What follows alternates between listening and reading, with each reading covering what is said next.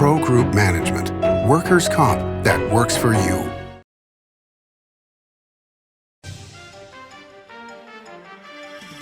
Welcome to Nevada Newsmakers. On the broadcast today, Congressman Mark Amodei of CD2 joins us. He's here for the whole show on an all-new Nevada Newsmakers. Hello, is this D&D Roofing? Yes, it is. How may I help you? You did such a great job on my roof. May I speak to the owner? I am an owner. Oh, can I speak to your supervisor? Sure. How may I help you? I love your work. May I speak to the owner? I am an owner. We're all owners. Well, that's why at D&D we work so hard to keep your home safe and sound. Oh, no wonder. D&D Roofing and Sheet Metal. Local, employee-owned, here for you. Like a traditional handmade basket, retail is woven into the fabric of life in Nevada.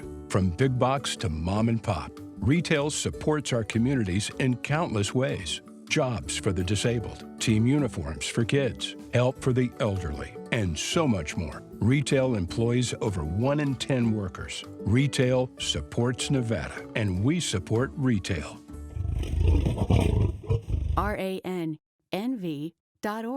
In Steve Sisolak's Nevada, criminals are free to walk our streets, and it's harder for police to do their jobs. He made our elections less secure, now the worst in the nation. Joe Lombardo's Nevada? Safer, more secure. Increased penalties for violent crime and more cops on our streets. He'll require photo ID to vote and make ballot harvesting a crime again. Joe Lombardo, restoring our values and keeping us safe.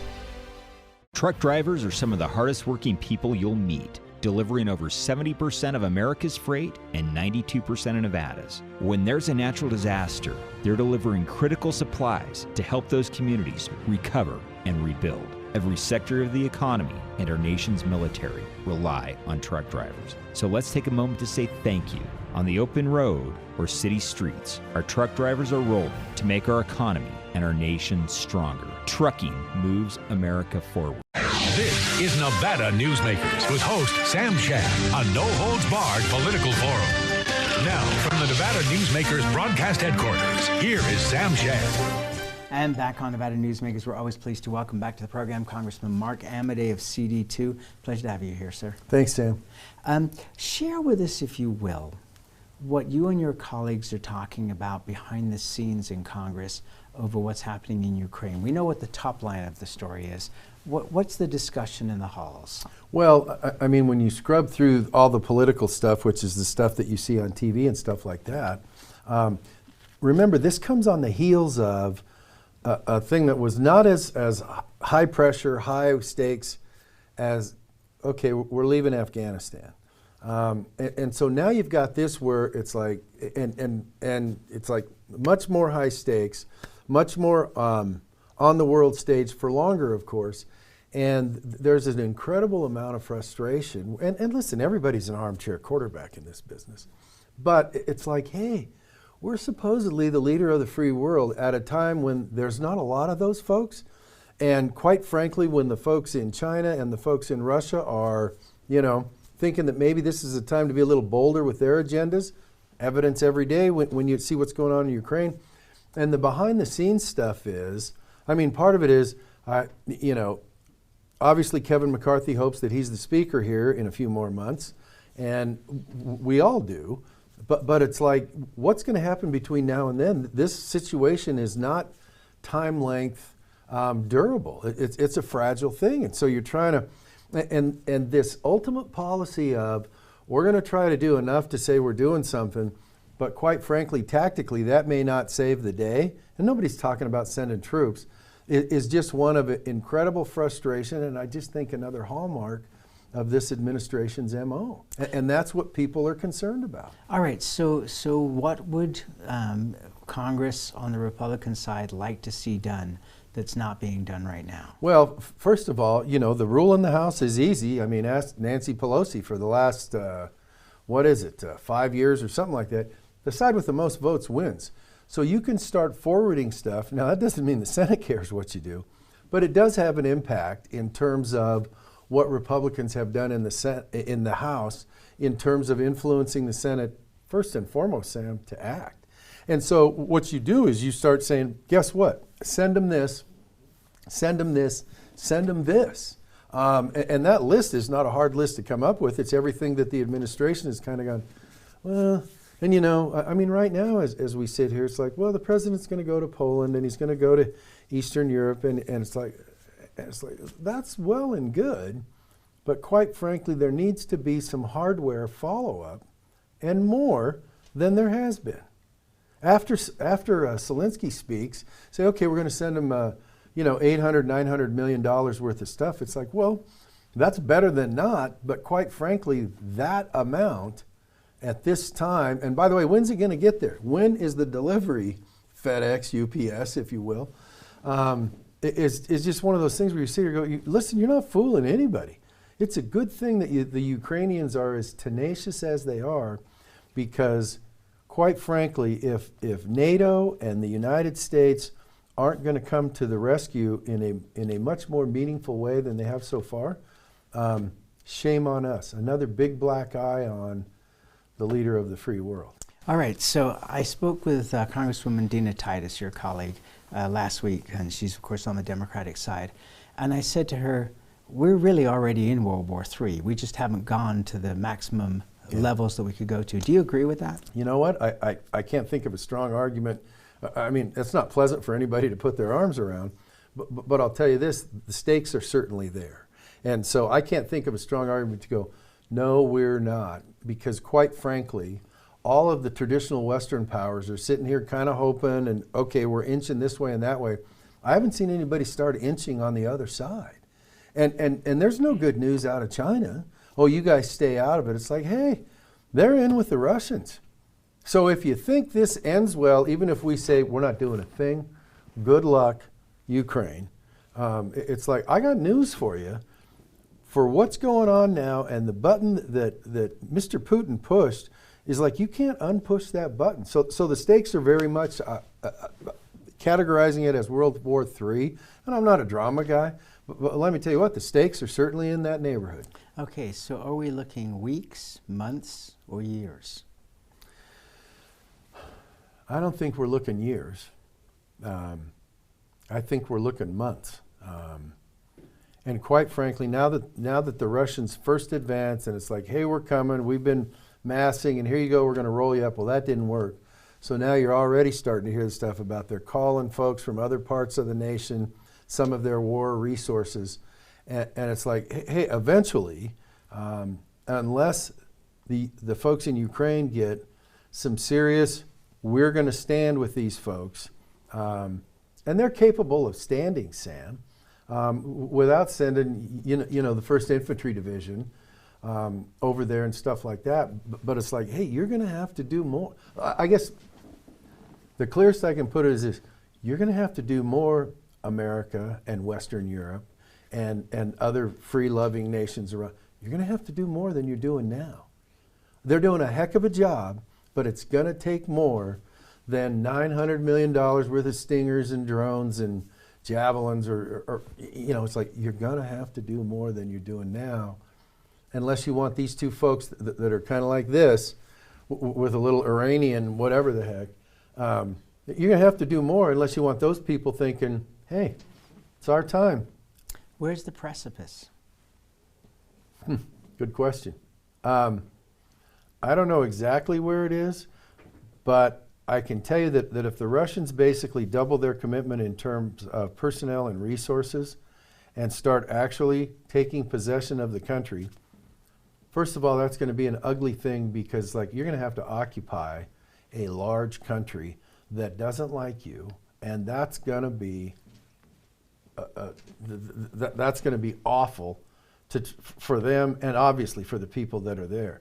And so I think the precipice is, if they successfully redeploy, double down, and oh, by the way, their pal over on the Pacific Rim, China, is like, yeah, and we're going to help you too. We're going to make sure that this comes to fruition. Then it's like, guess what? There's not much more to shout about. That's an even clearer indication that folks that are into genocide, war crimes, and all that stuff are basically making their move to be the rulers of the world. And it's like, well, I don't want that, but quite frankly, if you're not willing to fight against it, then what do you got left? Can you see chemical weapons? Can you see nuclear weapons? You know, you would think no. And obviously, we've always been hesitant to do that, although people point out, you know, Japan in World War II, but it's like, hey, everything has always been towards not doing that. But I'll tell you what, Sam, we're not off to a great start with what the Russians are willing to do. And so they go, well, they might do it or might not. It's like, listen, if they can threaten you into submission with that, then the bottom line is the same. You're in submission. So if it's like, well, they can have Ukraine because we don't want them to do that, it's like, well, what's the next one? What are you going to do in Taiwan? What are you going to do in other parts of Eastern Europe? What are you going to do wherever? Where it's like, hey, the world is our petri dish. Let's start growing penicillin wherever we feel like it. So it's like, well, yeah, that's on the table. But if, quite frankly, you're going to say, we're in vapor lock out of fear of that, then you're done. All they have to do is threaten. That's not a complex calculation. All right, more with Congressman Mark Amodei after this timeout. Can't do it. Stupid, like my mom. We can't do anything at Mommy's because you won't pay child support. Dad said you cheated, and he's not even sure he's my dad. Mommy said you left both of us, so she isn't gonna let me see you. I look just like my father. I'm divorce attorney Marilyn York, and I may represent men, but hate has no gender, only casualties. Please, stop sacrificing your children in your war against your ex. Before the masks, before the distancing, before the world changed, UMC was ready. Our response to COVID-19 began before the crisis did, with our own team of infectious disease experts who've spent their careers planning for this moment. With a pandemic response plan, we'd practiced again and again, and by blazing new trails in large-scale testing, including every patient we admit. Always ready. UMC. The signs and symptoms of cataracts can start out small with subtle changes in your vision. So don't wait. Be proactive and take your vision into your own hands. If you're experiencing the onset of cataracts or just have questions, contact your eye care professional or call Eye Care Associates of Nevada today. Dr. Hiss has years of experience specializing in the surgical correction of eye disorders and has completed over 84,000 vision correcting procedures. At Eye Care Associates of Nevada, we'll change the way you look at the world. As you know, Reno is booming. Toll's development company is helping it grow with insightful design and development, building community with every project, adding beauty, adding excitement, emphasizing our shared humanity. Reno is becoming bigger. Toll's development is helping it become better, more livable, more enjoyable. To learn more, go to tollsdevelopment.com. tollsdevelopment.com. This is Nevada Newsmakers. And back on Nevada Newsmakers, we continue our conversation with Congressman Mark Amodei of CD2. Filing ended, and at the end of filing, to a lot of people's surprise, Danny Tarkanian, who is currently a Douglas County Commissioner, filed against you. Did you know it was coming? What was your response? Oh yeah, they were tweeting for a month on, I'm a bad guy and I don't earn my paycheck, and you know, I'm not a good enough Republican, and you know, kind of like, hey, the fire department's coming even though your house isn't on fire. So we weren't surprised at all, expected it. So what is it, you know, you have not had a tough race because CD2, since Barbara Vukanovich first occupied it, has been pretty much a safe Republican district for a long time, and nobody has taken you on from the right. What are your thoughts on how this campaign is going to play out? Well, I would tune up your history a little bit. I mean, Sharon Angle decided she wanted to run against us a while back. We've never had a freebie and never expect to have one. You know, one of the things about this country is, listen, anybody who thinks that they got a better mousetrap is free to run. But I'll also remind you, last time it's like, you know, you hear you're a bad Republican, it's like, really, that's why the Democrats put $500,000 into this race not 2 years ago with Patricia Ackerman funded by Code Blue or Act Blue and all those other sort of things. So we've had to earn our pay every time. Nobody's been more election tested than me in the last 10 years, having run 6 times, not counting this. And by the way, that's appropriate. It's like, hey, in this job, you have a personnel session every 24 months. In my case, a little less because it started with a special election. So, you know what? We do our homework. We do it in a transparent way. Even though people may want to try to reconstruct some stuff and whatever, it's like we're comfortable with where the facts are. We'll remind people, and quite frankly, accept what the voters decide in June. And after that, if they decide that I should go on to the general election, then we'll accept what they say in November too. Normally, you know, a person in your position is able to take campaign funds and be able to funnel them to other Republican candidates if they feel confident in their ability to win their race. Will this affect you in that manner, that you won't be able to do that? First of all, we haven't tried to squeeze the people of Nevada and elsewhere of every last drop of economic blood. And part of that is because I'm blessed because it's not one of the real high expense media markets here. So we've tried to construct... I can raise my rates. Construct... Please do, Sam. I mean, everything else is going up. But anyhow, we'll still continue to help. I mean, I'm the guy who believes it's a team sport, even if somebody on the team's throwing mud balls at you from the get-go. So we'll continue to do that. We'll support county parties. We'll support Republican candidates post-primary. I mean, there's no upside for me in trying to pick somebody in a primary because even if you pick the person that wins, there's other people that are upset. But we'll continue to do that.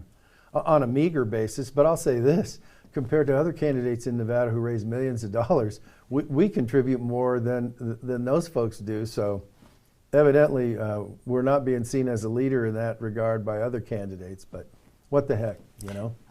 Are you willing to debate Danny on this show? All day, every day. Happy to do it. Okay, so we can reach out to the other side. Just do me one favor. Please try to pick a day where we're not scheduled to be in votes in Congress. You know, but it's like, listen, it's a priority. Anytime somebody wants to do a side-by-side comparison, we were able to do a little bit of that in Fallon just recently, and we're going to do a bunch more at other Lincoln Days, and I'm very comfortable with standing in front of voters and saying why we did what we did and what our accomplishments are. And my understanding is that there are other campaigns that would like to debate on Nevada Newsmakers as well, so I mean, I hope this will be a home for debates this year. This would be very nice. Great. Okay, so let's talk about the Republican Party in the state of Nevada and what we're really seeing across the country. You know, there's a continuing split, and it's actually on both sides. The Democrats have a split in their side, Republicans have a split in their side. How does this play out in terms of a potential red wave? Is this 2014 or are Republicans dreaming? Well, you know, a lot of times we say, you know, we've met the enemy and it's us, but Republicans have always loved intramurals, Sam. And so, you know, there are people who think, well, you know, you weren't, for instance, you weren't with the president really, and it's like, you know, there are outfits that rate that. And so in the 2 Congresses where Donald Trump was the president, my rating was the first one 98% of the time, and the second one was 92. That's a 95 average. It's like, hey, if that's not good enough for you, then you got me. So I think it's one of those things where, first of all, you try to keep your composure, and you remind people of the facts, and you remind them of the good things that administration did and that you've done, and then, you know, as it should be, it's up to the voters. What role is President Trump going to play in this election? Is it really going to be more about getting people elected state by state rather than trying to affect the national view of politics? Well, I'll tell you this. I think, and it won't come as a shocking statement, Donald Trump is the leader of the Republican Party until such time as he decides he doesn't want to be.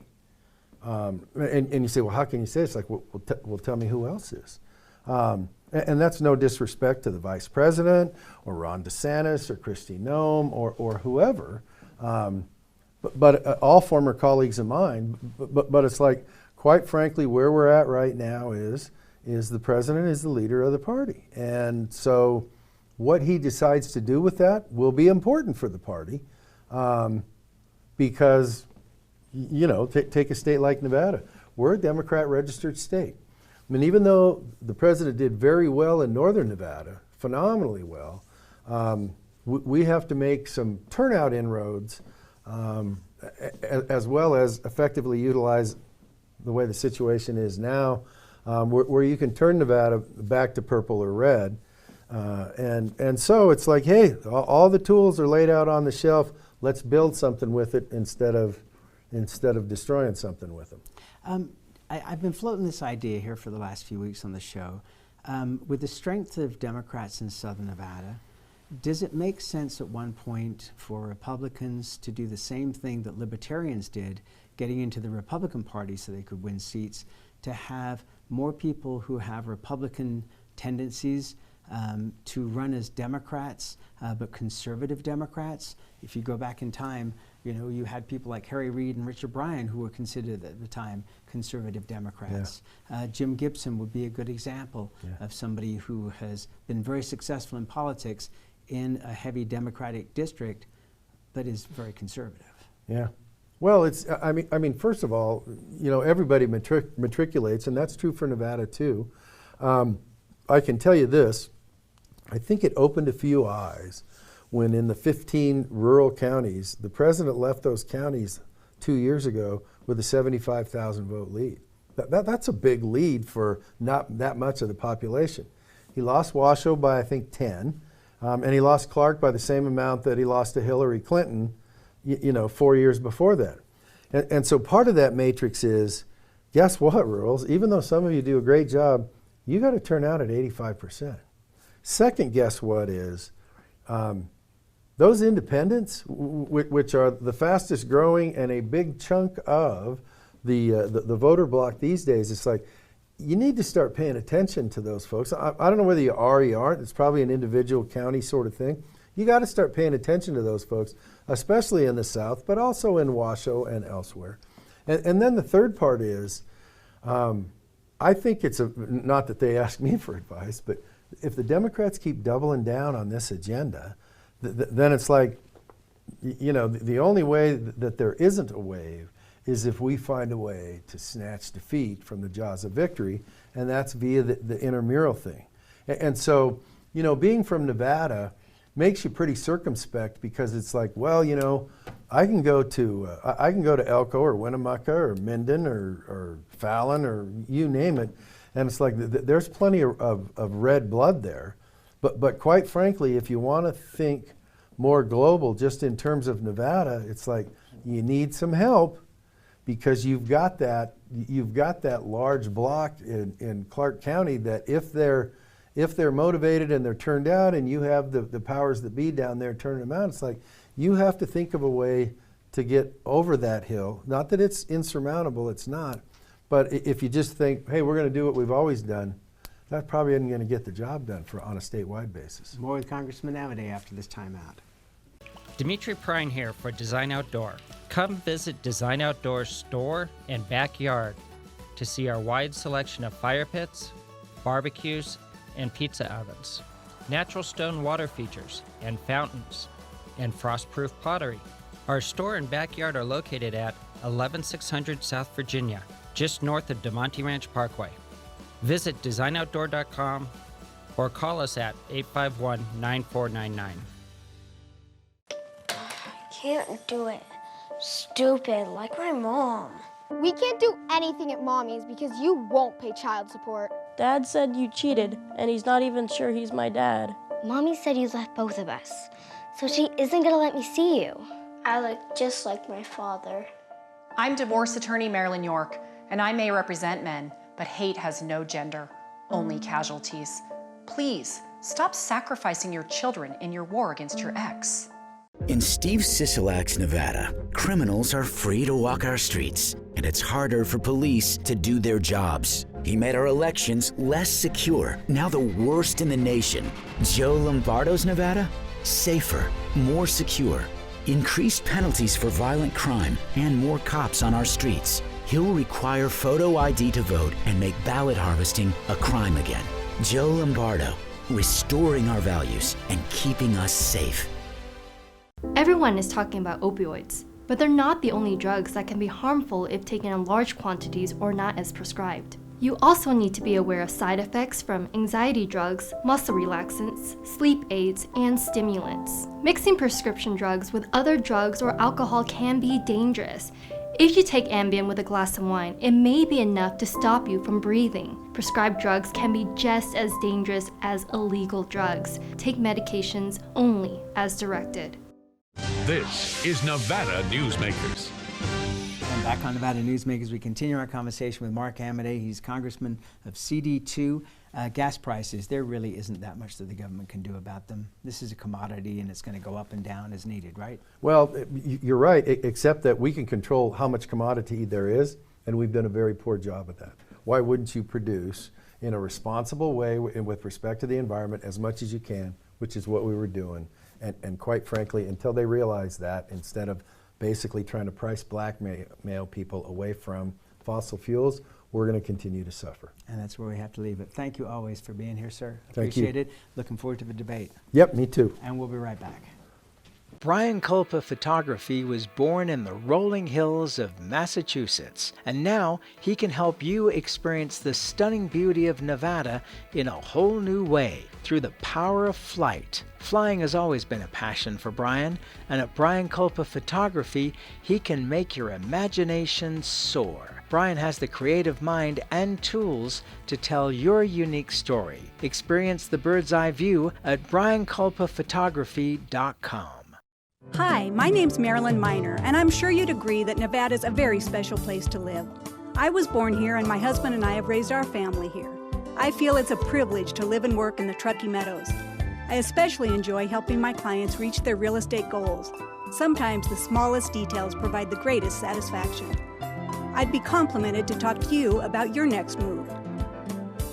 Call Marilyn Miner at Dixon Realty, 742-1280, or log on to marilynminer.com. Safety. We all think about it. You think about it when he buckles in, when you check your mirrors and put away your phone. RTC thinks about safety too. In fact, we create it. Center turn lanes mean fewer blind spots. Bike lanes keep cyclists and you safe. Roundabouts reduce injury collisions, and all these crosswalks are designed to keep families like yours safe. Safety is your priority, and it's ours too. Every day, in everything we do. Pro Group Management specializes in providing industries with the necessary components to satisfy and exceed workers' comp requirements. Every business has unique needs and specific regulations. Pro Group Management stays ahead of the curve, providing up-to-date services to keep your industry in top form. Discover how we simplify your tasks, improve efficiency, and reduce expense to keep you moving in a positive direction. Pro Group Management. Workers' comp that works for you. As always, you can watch Nevada Newsmakers 24 hours a day at nevadanewsmakers.com. You can also check our archive going back to 2005 on our website. Again, nevadanewsmakers.com. We'll see you on the next show.